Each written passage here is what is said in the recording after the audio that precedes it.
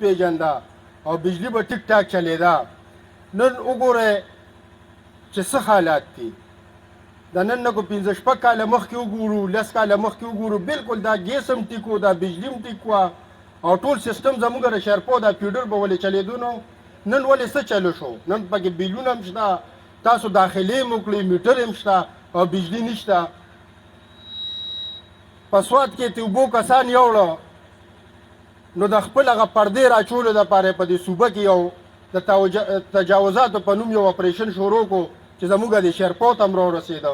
تاسو وکته نو لکه دا خو عوامو تاسو دې له خو نه یې لېږلې که نه. ټیک ته مونږ به زموږ او ستاسو به سیاسي اختلاف وي خو کم از کم تاسو باندې 3 ځله خلکو اعتماد وکړو رالی د خلکو ګاډۍ د خلکو سفرونه د خلکو د رزق چې کم د ګټلو هغه ذریعه و هغه هم وله ختمه کړه. دا لکه ظلم دی، ظلم یې وکړو.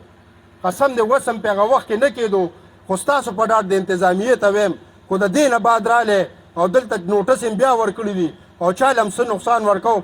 انشاءالله موږ دا ټول عوام به راته دغه ځای کې ډال کېږو او ودرېږو به راته د دې چې هغه راځي او زموږ د شیرپو چې کوم پښتانه خلک دي غیرتمند خلک دي ځان له حلاله روزي ګټي او ته د هغه د روزۍ د ختمولو کوشش کوې نو ټیک ټاک به ورته ملګرو ټول به په شریکه بوځو او دې ته به ودرېږو بیا موږ او دوی بادري ګورو.